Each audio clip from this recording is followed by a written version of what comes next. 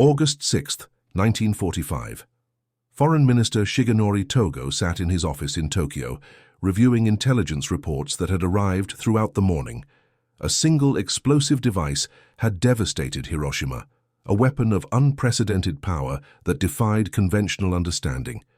The Americans called it an atomic bomb. Togo read the preliminary casualty estimates with the practiced detachment of a man who had witnessed 5 years of total conflict. Terrible, certainly, a demonstration of frightening new technology. But in the calculus of survival that consumed the Japanese leadership, this revelation ranked below a far more immediate concern that had been building for months. They believed they could negotiate, could buy time, could perhaps salvage something from the approaching defeat. Within days, they would discover how catastrophically wrong they were. Before we dive into this story, make sure to subscribe to the channel and tell me in the comments where you're watching from. It really helps support the channel. What the Japanese High Command feared most was not the new American weapon that could level cities in an instant, but the methodical, unstoppable advance of Soviet forces across their northern border, a threat that would shatter their final hope for a negotiated peace and force a decision that would reshape the Pacific forever. The Supreme Council for the Direction of the War, known simply as the Big Six, gathered in the stifling heat of mid-August Tokyo. Prime Minister Kantaro Suzuki, 77 years old and chosen specifically for his perceived malleability, sat at the head of the table. Beside him, War Minister Korichika Anami represented the faction that still believed in fighting to the bitter end. Navy Minister Mitsumasa Yonai, Army Chief of Staff Yoshijiro Umezu, Navy Chief of Staff Suemu Toyoda, and Foreign Minister Togo completed the circle of men who held Japan's fate in their hands. The meeting on August 7th began with discussion of Hiroshima. Intelligence officers presented what limited information had emerged from the devastated city. Estimates suggested between 70,000 and 80,000 immediate casualties, though the true number remained uncertain. The physical destruction covered roughly 13 square kilometers of the urban center. American President Harry Truman had issued a statement promising more such weapons if Japan did not surrender unconditionally. Anami spoke first, his voice carrying the confidence of a man who had never personally witnessed defeat. The War Minister was 58 years old, a career officer who had risen through the ranks during Japan's expansion across Asia. He acknowledged the terrible power of this new weapon, but framed it within a familiar context. Then Anami said, "This changes the tactical situation in certain cities, but it does not fundamentally alter our strategic position. The Americans have demonstrated they possess perhaps 2 or 3 of these devices. They will use them to terrorize our civilian population, hoping to break our will. But our will does not reside in cities. It resides in the spirit of 100 million Japanese people prepared to defend the homeland." He gestured to maps spread across the table, showing the planned defensive positions for Operation Ketsugo, the strategy to resist an American invasion of the main islands. Every beach, every valley, every approach had been fortified over the preceding months. The military had mobilized the entire civilian population, training them with bamboo spears when rifles were unavailable, preparing them to sacrifice themselves in waves against the invaders. Anami continued, "The Americans have shown themselves unwilling to accept heavy casualties. Their operation on Okinawa cost them over 12,000 personnel losses for an island of limited strategic value. An invasion of Kyushu will face resistance on a scale they cannot imagine. We have positioned more than 900,000 troops in defensive positions across the southern island alone. We have preserved over 10,000 aircraft for special attack operations. The Americans will break before we do."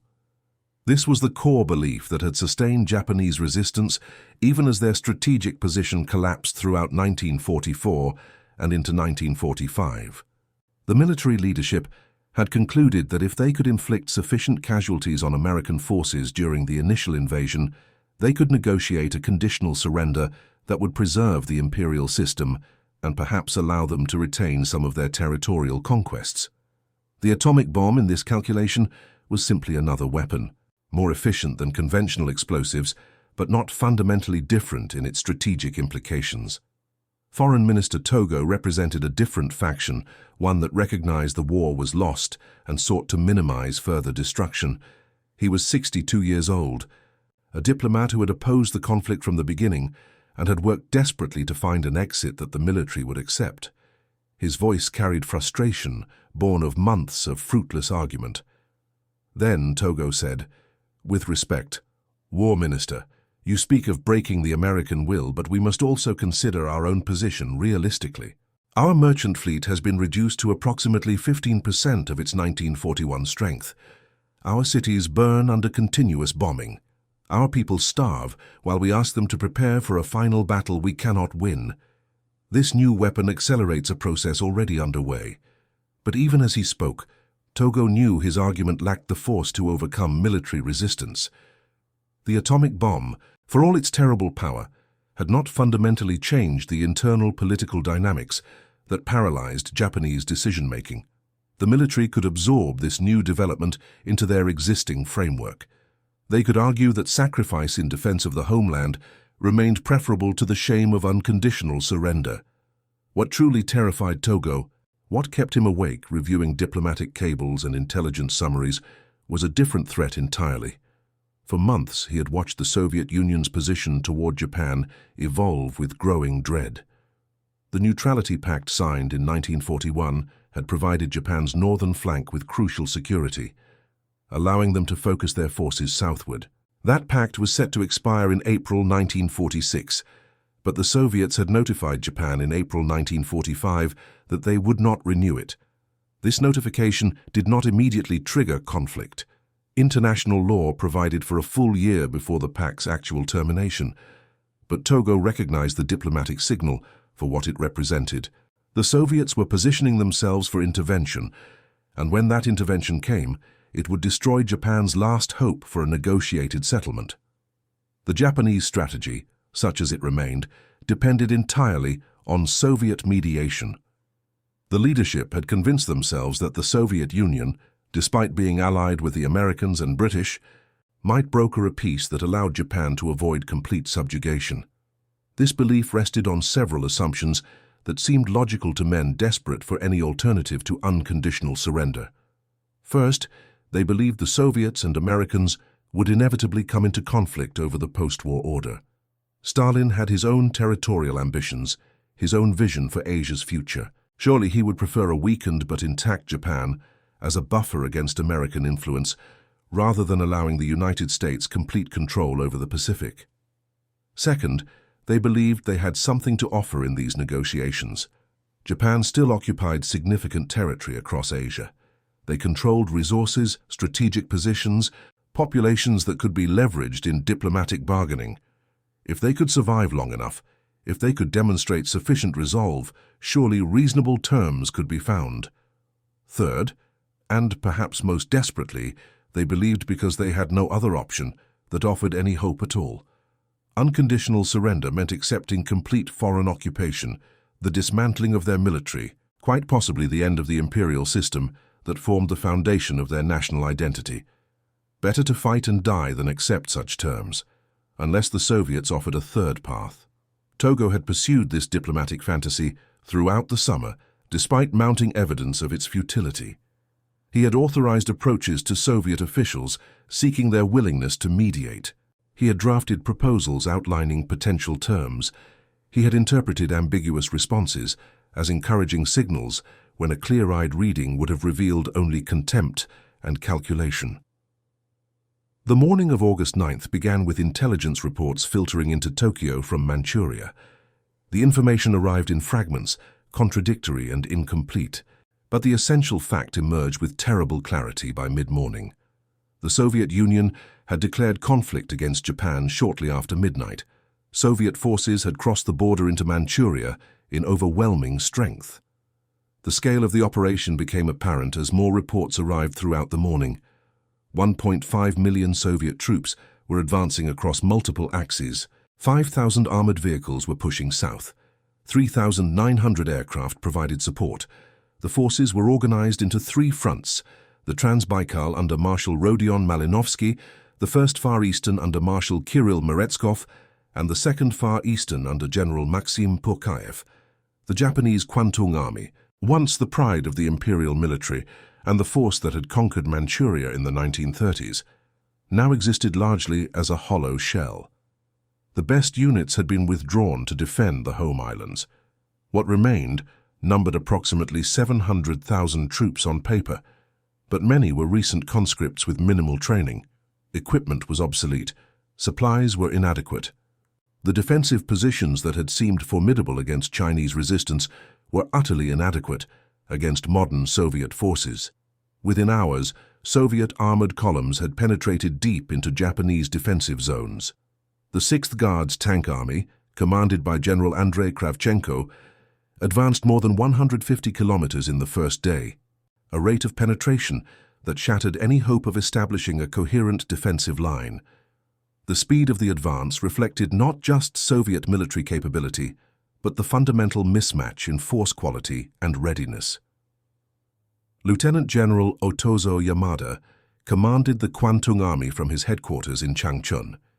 He was 61 years old, a veteran of Japan's expansion across Asia, who now faced an impossible situation. His forces were scattered across Manchuria in positions designed to control the local population and maintain internal security, not to resist a major offensive by a modern military force. Communications broke down almost immediately as Soviet forces overran command posts and severed communication lines. Units found themselves isolated, receiving contradictory orders or no orders at all. The carefully planned defensive strategy existed only on paper.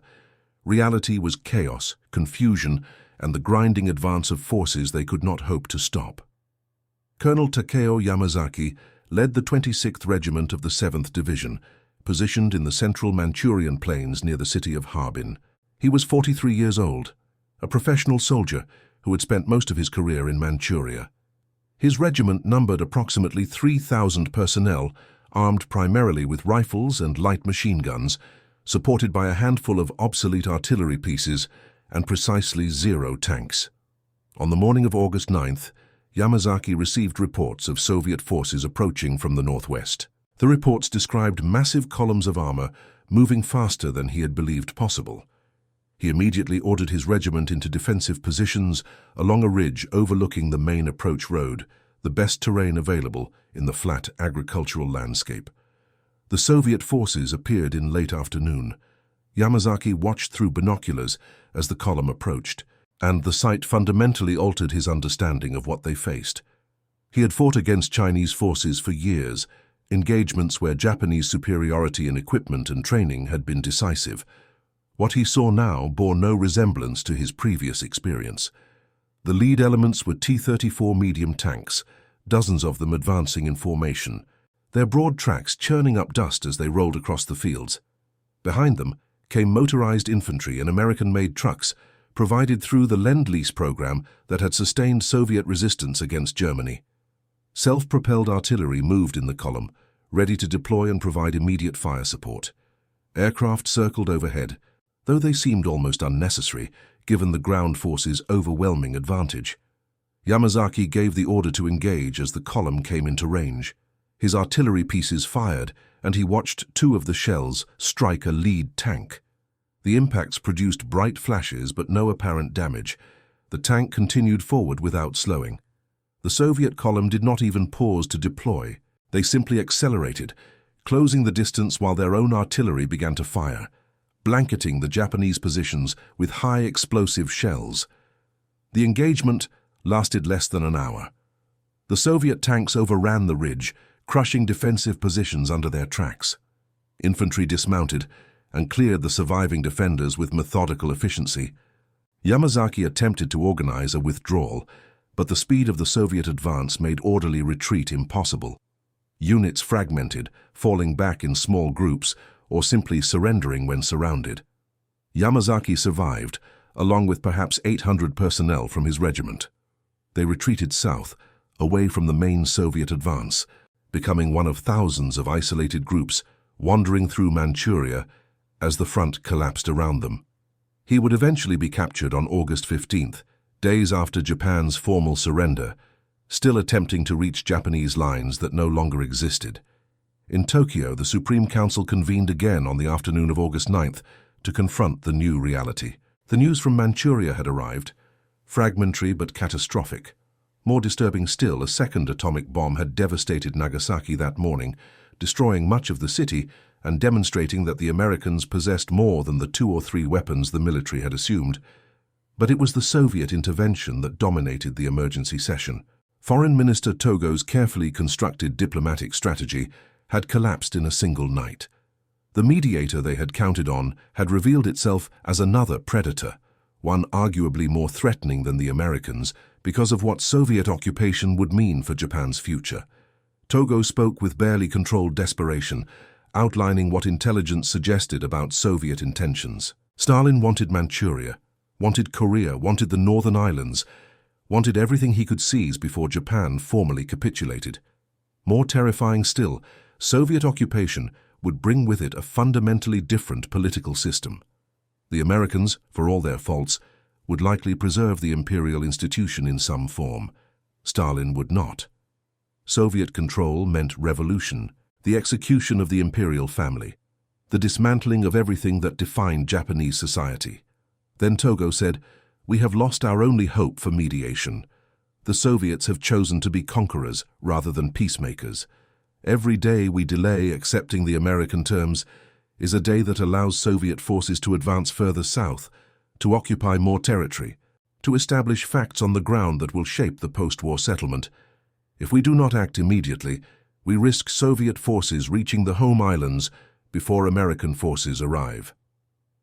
War Minister Anami still resisted. His position had weakened but not collapsed.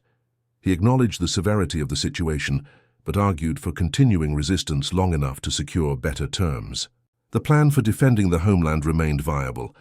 The Americans would still have to invade.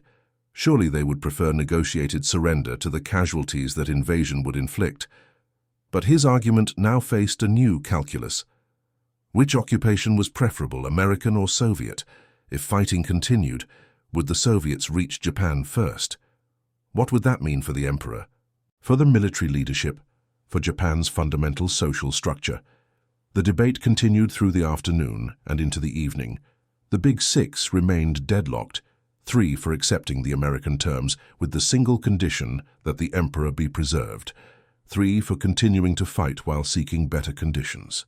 Prime Minister Suzuki recognized that this deadlock could only be broken by direct imperial intervention, an unprecedented step that violated the carefully maintained fiction that the emperor reigned but did not rule. In Manchuria, the Soviet advance continued without pause. The Trans-Baikal front under Malinovsky crossed the Greater Khingan Mountains, a natural barrier the Japanese had believed would require weeks to traverse. Soviet forces accomplished it in days, their logistics and engineering capabilities allowing them to maintain momentum despite the difficult terrain. By August 12th, advance units had reached Mukden, deep in southern Manchuria, covering more than 800 kilometers in less than 3 days. The human cost mounted rapidly. Japanese casualties numbered in the tens of thousands, though precise figures would never be established. Most were captured rather than lost in combat, as units surrendered when surrounded and facing hopeless odds. But thousands of Japanese civilians caught in the advancing Soviet forces faced a different fate. Approximately 1.6 million Japanese civilians lived in Manchuria, drawn there over the preceding decades as part of Japan's colonial project. Many were families of military personnel or administrators. Others were farmers, encouraged to settle Manchurian land through government programs. They had built lives in cities and rural communities across the occupied territory, believing themselves secure under Japanese military protection. The Soviet advance shattered that security. Civilians attempted to flee south, clogging roads and rail lines in desperate attempts to reach perceived safety. But the speed of the Soviet advance meant that many found themselves overtaken, trapped in occupied territory, subject to the chaos and violence that followed any military conquest. Reiko Tanaka was 32 years old, living in Harbin with her 2 children, ages 8 and 5. Her husband served as an administrator in the colonial government, a mid-level position that provided a comfortable life but no special protection when the Soviet forces arrived. He had left on August 8th to report to his emergency assignment, leaving Reiko instructions to evacuate south if the situation deteriorated. The situation deteriorated faster than anyone had anticipated. Reiko attempted to board one of the evacuation trains on August 10th, but found thousands of other families with the same idea. The trains were overwhelmed, people fighting to board already overcrowded cars. She managed to get her children onto a freight car, but could not force her way aboard herself. She shouted at her 8-year-old daughter to take care of her younger brother, to stay on the train, to try to reach relatives in Korea. The train pulled away and Reiko never saw her children again. She would learn years later that the train had been stopped by Soviet forces 50 kilometers south of Harbin. The passengers were detained, processed through Soviet administrative systems, and eventually repatriated to Japan over the following months. Her children survived, were cared for by other families on the train and eventually reunited with their father. But in that moment, watching the train disappear, Reiko believed she had lost everything. She remained in Harbin as Soviet forces occupied the city. The initial chaos gave way to systematic control as Soviet administrators established authority. Japanese civilians were required to register, to report to designated assembly areas, to await processing and eventual repatriation. The process would take months, during which they lived in deteriorating conditions, dependent on inadequate Soviet provisions and whatever community support they could organize among themselves. Reiko survived through a combination of luck and determination. She found work cleaning for Soviet officers, a humiliating task that provided access to food. She shared a single room with 11 other Japanese women, sleeping in shifts because there was not enough floor space for everyone to lie down simultaneously. She endured this existence for 7 months before finally being placed on a repatriation ship in March 1946. Her experience was not unique. Hundreds of thousands of Japanese civilians in Manchuria faced similar ordeals. Some suffered far worse, particularly in isolated rural areas where Soviet control was less systematic, and local populations sought revenge for years of Japanese occupation. The suffering of these civilians received little attention in Tokyo, where the leadership focused on their own political survival, but it represented another dimension of the catastrophe that Soviet intervention had unleashed. In Tokyo, the final decision came not through the Supreme Council, but through direct imperial intervention. On the night of August 9th, continuing into the early morning of August 10th, Emperor Hirohito met with his advisors in an underground bunker beneath the imperial palace. The meeting included the members of the Supreme Council, plus several other senior statesmen and military leaders. Prime Minister Suzuki presented the situation with stark clarity. The council remained deadlocked. The Soviet entry into the conflict had eliminated any hope for mediated peace. Every day of continued fighting allowed Soviet forces to advance further, to establish stronger positions for post-war territorial claims. The Americans had demonstrated both the will and the capability to continue destroying cities with their new weapon. The military situation was hopeless. Suzuki requested that the emperor break the deadlock by stating his preference. This request violated traditional protocol, which maintained that the emperor approved decisions made by his government but did not make decisions himself. But the situation had moved beyond traditional protocols. Only imperial authority could overcome the military's resistance to surrender. Hirohito spoke after listening to arguments from both sides. He was 44 years old, an emperor since 1926, a man who had reigned over Japan's expansion and now its catastrophic defeat. His voice was quiet but firm as he stated his decision. The emperor said that he could not bear to see his people suffer any longer. The conflict must end. They would accept the American terms, with the single condition that the imperial institution be preserved.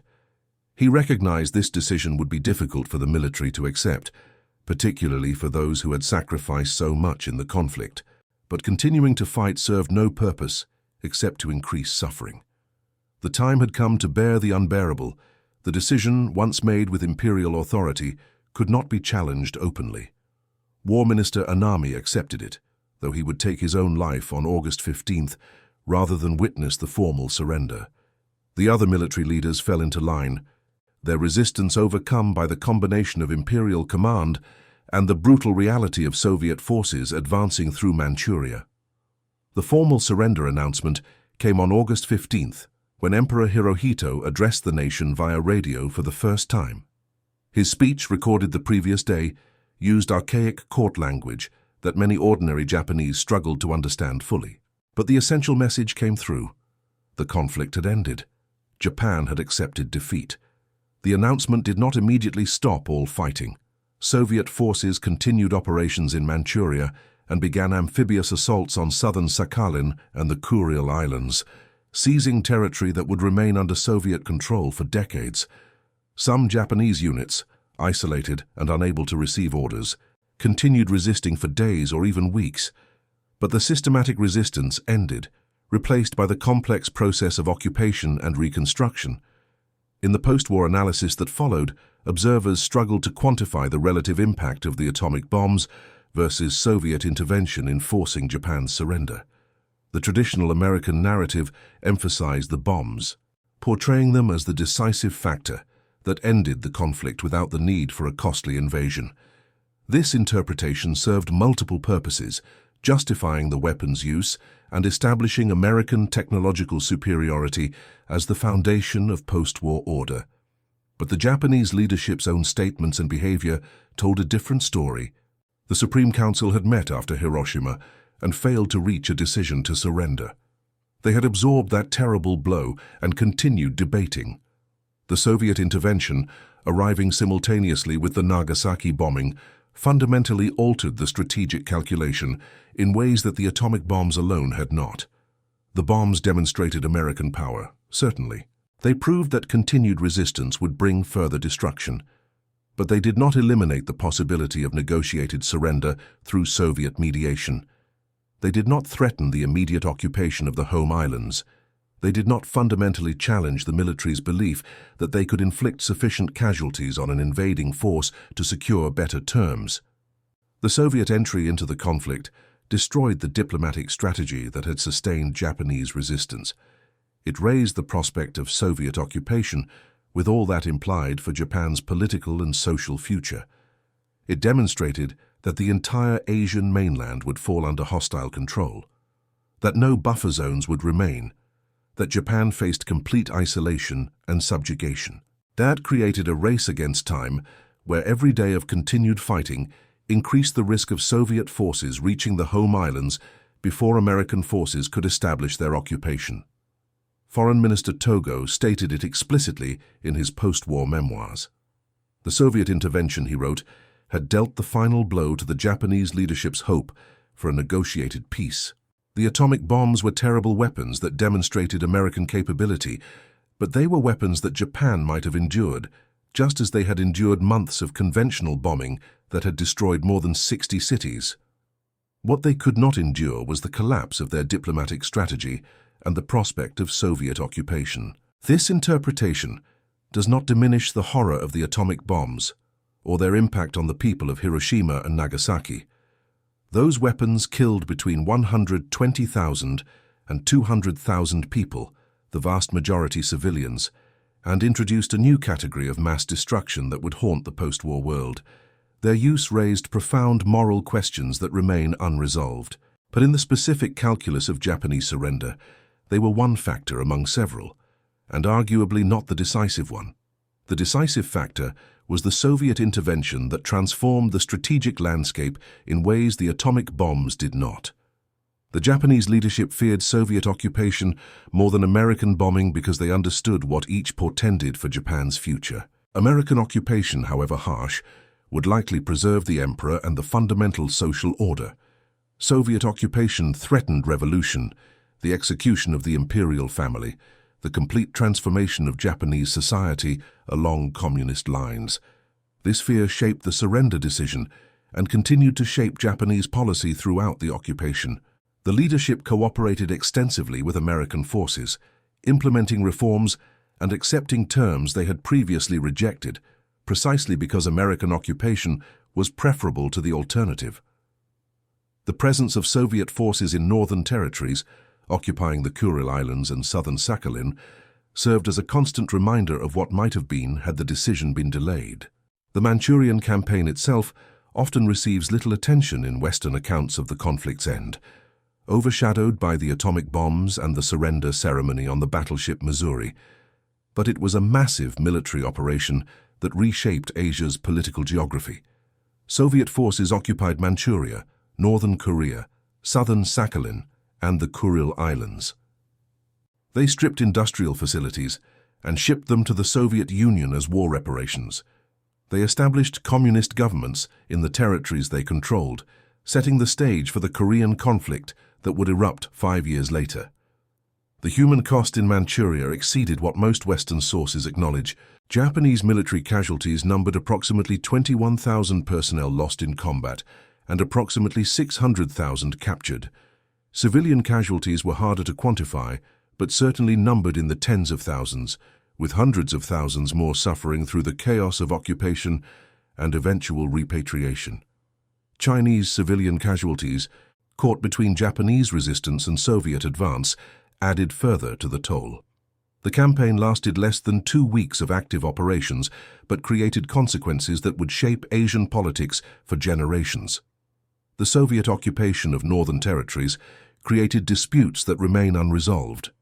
The division of Korea at the 38th parallel, agreed upon by American and Soviet forces as they occupied the peninsula from different directions, created the conditions for a conflict that would consume millions of lives. The Chinese Communist forces that the Soviets armed with captured Japanese weapons gained a decisive advantage over the nationalist forces they were fighting, enabling their eventual victory in 1949. For the individual Japanese soldiers and civilians caught in the Manchurian collapse, the experience represented a final betrayal by leadership that had promised them security and purpose.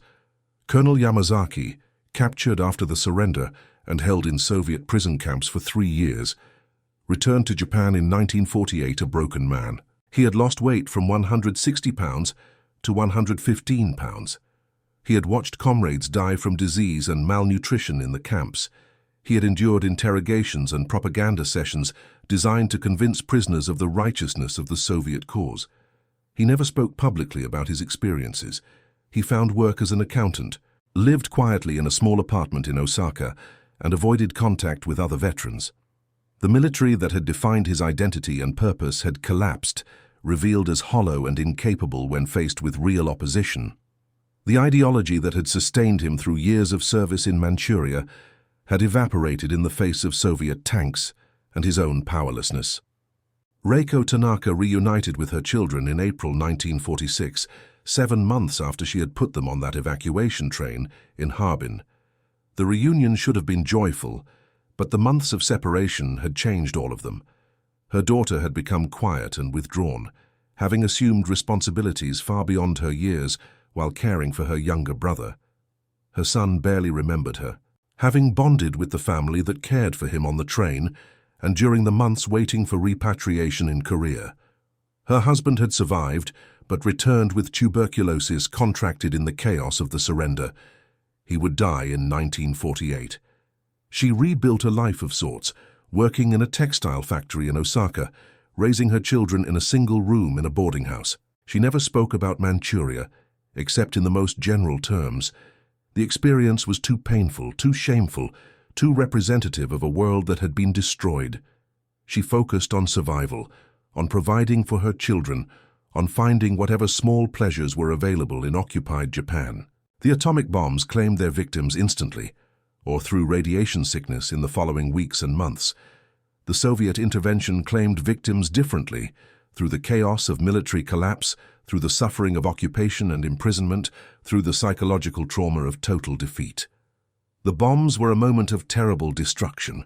The Soviet invasion was a process of systematic dismantling that revealed the Japanese Empire's fundamental weakness and ended any illusion that negotiated peace remained possible. The Japanese leadership's fear of Soviet invasion proved well-founded. Soviet occupation brought exactly what they feared: revolution and political transformation in the territories the Soviets controlled. The division of Korea, the communist victory in China, the territorial disputes that remain unresolved, all stemmed from decisions made and positions established during those chaotic days in August 1945, when Soviet forces advanced through Manchuria, while Japanese leaders debated surrender in Tokyo.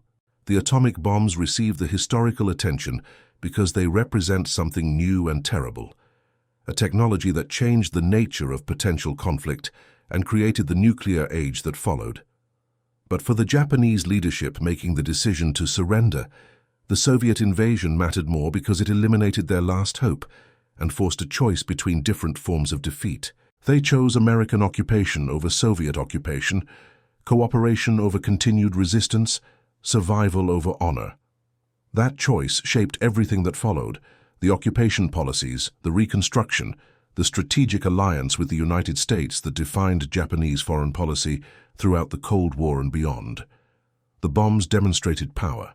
The Soviet invasion eliminated options. In the end, it was the elimination of options that forced surrender, not the demonstration of power alone. And that concludes our story. If you made it this far, please share your thoughts in the comments. What part of this historical account surprised you most? Don't forget to subscribe for more untold stories from World War II, and check out the video on screen for another incredible tale from history. Until next time.